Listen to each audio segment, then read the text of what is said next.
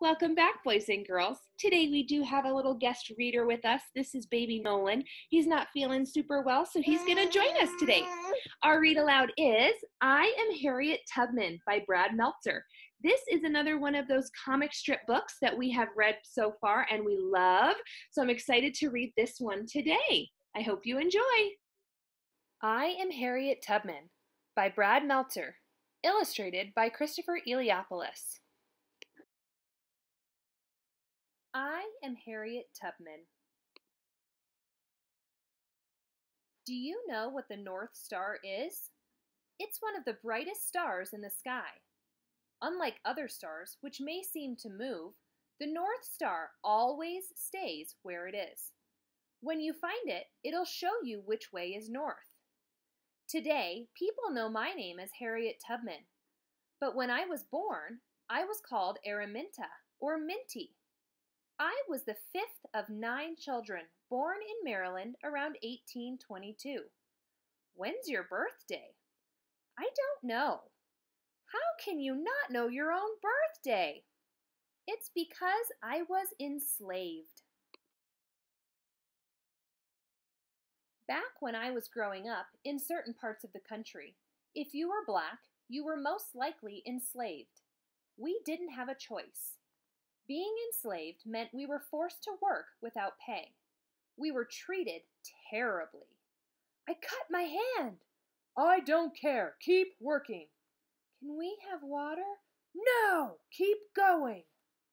We lived in tiny shacks with no windows. We slept on the floor or in boxes filled with straw.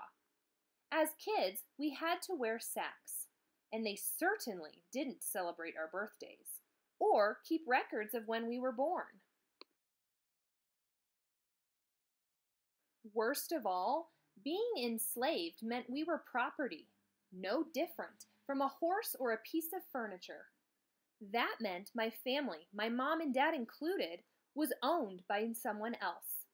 They could sell us. And they did. Where are my sisters going?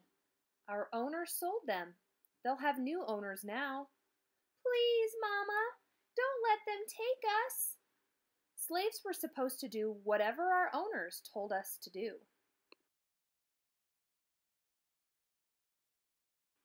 The next time they came, though, my mother was ready.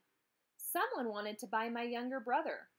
She had asked other slaves to help her hide my brother in the woods for nearly a month. But eventually, they found him. We're here for your boy. You can't have him.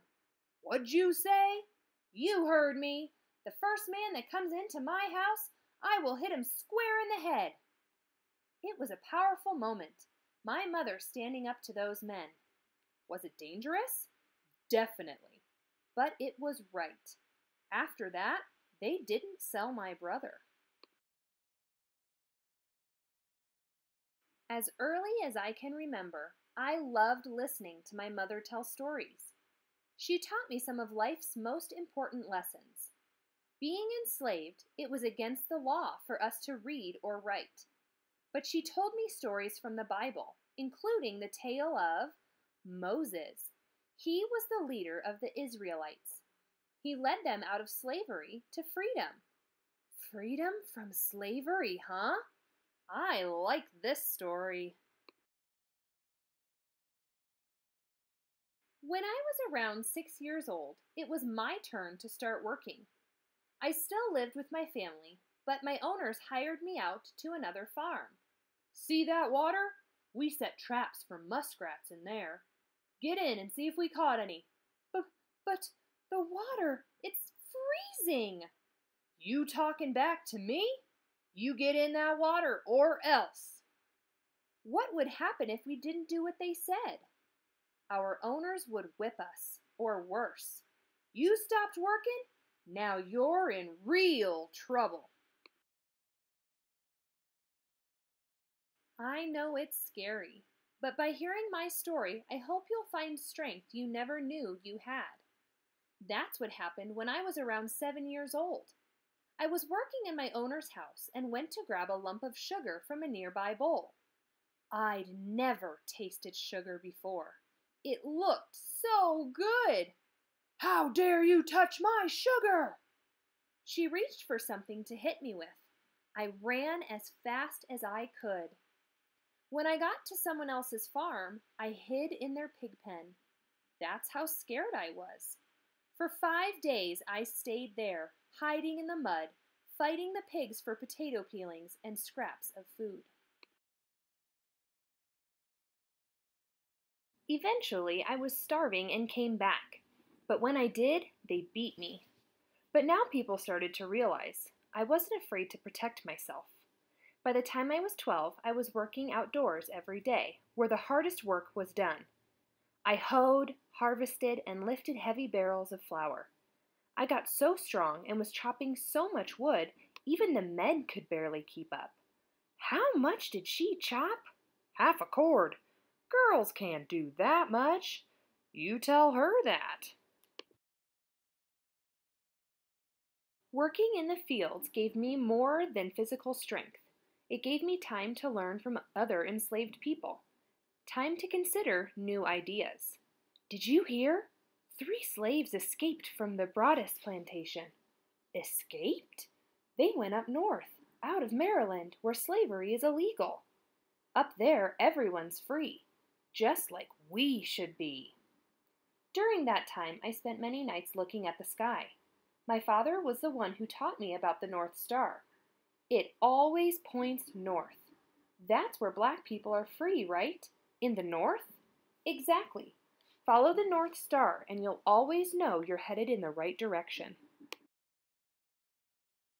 Since slavery was so terrible, you may be wondering why we didn't all run away. It was nearly impossible. One night, while doing errands at a nearby store, I saw an enslaved man who had left his farm without permission. "Grab him! He belongs to me!" I could have stopped that man from running, but I refused to. Enraged, a supervisor from the farm picked up a heavy weight, aiming for the slave. It hit me instead. Hard. I got knocked out. It was an injury that forever changed my life. Since I didn't die, I decided God had a plan for me and was guiding and protecting me. After my injury, I started having vivid dreams. I'd be flying like a bird over fields and towns, over rivers and mountains. In the air, I'd reach a great fence, and on the other side would be a big, beautiful field. But each time, no matter how hard I tried, I could never get over that line. When I was around 22, I got married and got rid of my childhood name. Now I was Harriet Tubman. Soon after, I found out that I was about to be sold. What should we do, Harriet? Our new owner may be even meaner than this one. Someone else who could take me from my family? And hurt me? I knew there was only one choice. I must escape. My brothers and I planned to escape, but they got scared and turned back. So I went all by myself. I traveled by night following the North Star, just like my father had taught me. This is the way. It'll always lead me right. I stayed in the houses of people who wanted to help us find freedom. There are slave hunters all over. Wear these men's clothes so no one will recognize you. You're saving my life. I was now traveling on what was called the Underground Railroad. It wasn't a real railroad. It didn't have tracks or train cars, and it didn't go underground. It was people who didn't like slavery secretly helping people escaping from slavery. But it did have special stations, safe hiding places run by black and white helpers we called conductors. It even had its own signals. The password for the next safe house is a hoot sound, like an owl. Use that and they'll give you a place to sleep. Thank you for protecting me. On the Underground Railroad, we were safe. Eventually, I made it to Philadelphia, Pennsylvania. Slavery was illegal there. I was free now, no longer enslaved. Soon I had a regular job, cleaning and cooking, and a regular place to live. I could have stayed there forever. But then I got news from where I used to live in Maryland. One of your nieces and her family. They're about to be sold to a new owner. What should we do? The answer was obvious. I need to go back to help them escape too. That's exactly what I did. A year after I escaped, I snuck back into Maryland, thanks to my own trip on the Underground Railroad.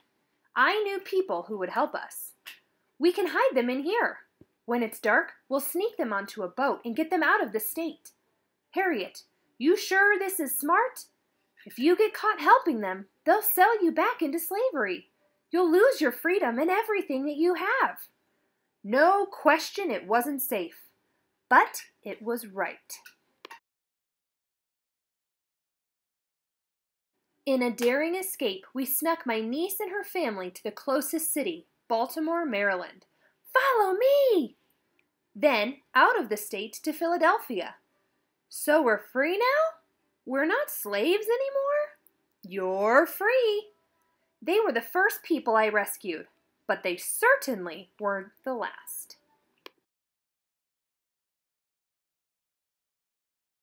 On my next trip back to Maryland, I helped free my youngest brother, whose name was Moses, as well as 2 other men. The way you're leading people to freedom? You sure I'm the one who should be called Moses? After that, I made another rescue trip, and another. I rescued family and friends. On the Underground Railroad, we used hiding places like attics, potato cellars, and barns.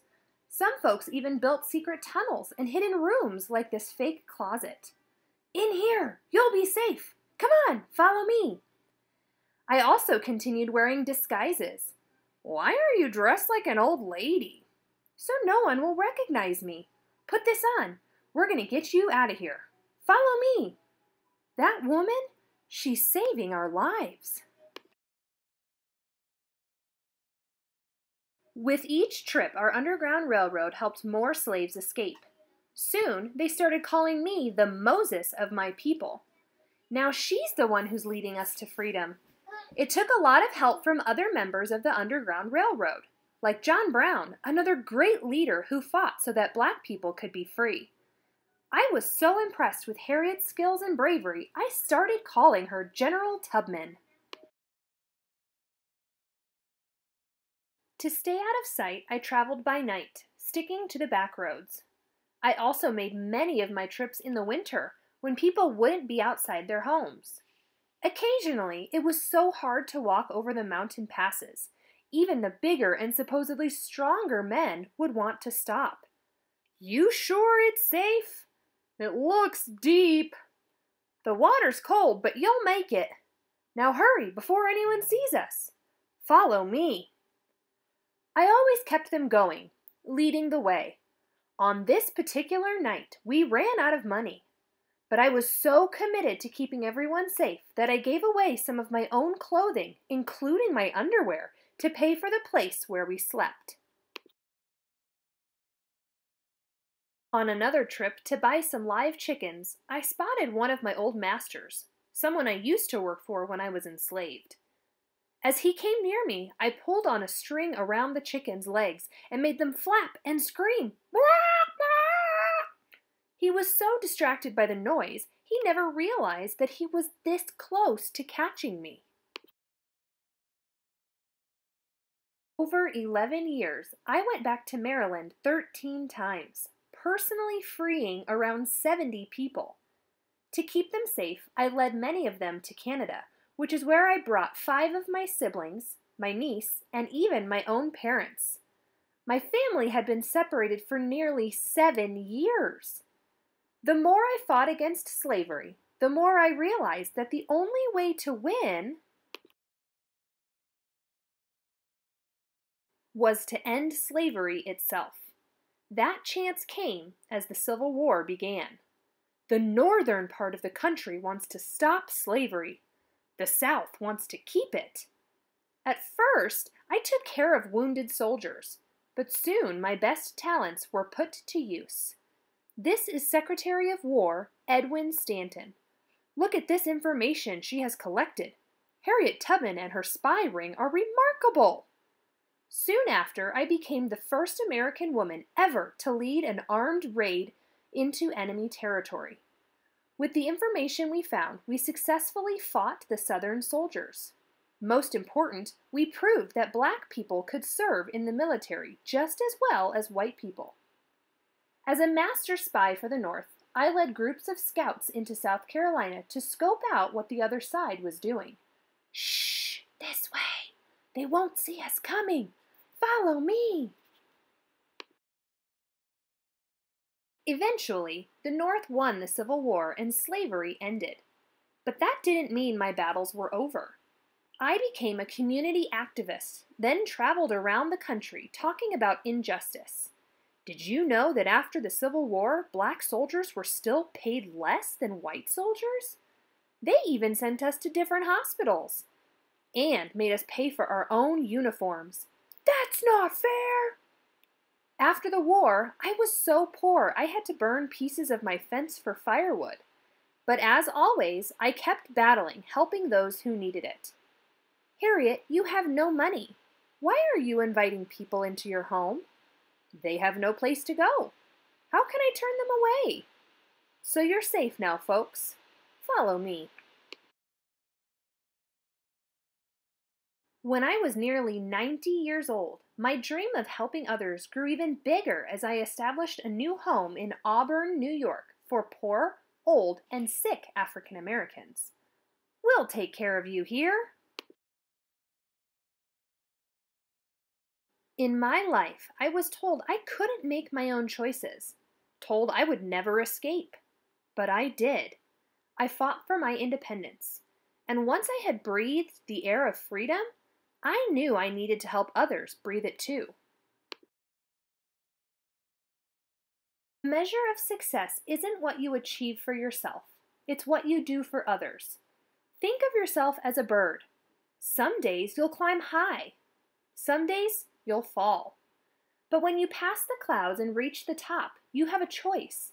You can stay up there and enjoy the view, or you can go back down and bring others up to join you. Did you know that Harriet Tubman also spoke up for women's rights, working with Susan B. Anthony to make sure women got the right to vote? Today, there are dozens of schools and parks named after her, as well as this statue in New York recognizing her work with the Underground Railroad. What she did wasn't easy, but it was right. I'm following her. I'm excited that she'll be on the $20 bill, the only woman or African American on American paper money. When you help yourself, you can fly. But when you help others, you truly soar. In every life, we face hard decisions. At those times, we can make the safe choice or the right choice. Would you put yourself at risk to help someone else? Would you stand up to someone mighty in order to help someone who is weak? To answer those questions, you must follow your heart, your own North Star. It will always point you in the right direction. I am Harriet Tubman. Follow me. I will lead the way to freedom. I was the conductor of the Underground Railroad for 8 years, and I can say what most conductors can't say. I never ran my train off the track, and I never lost a passenger. Harriet Tubman. On these 2 pages are pictures and a timeline of Harriet Tubman's life. Take a few minutes to look at the pictures and read through the timeline to learn more. I hope you enjoyed our read aloud today of I Am Harriet Tubman by Brad Meltzer. Tune in next time for another great read aloud.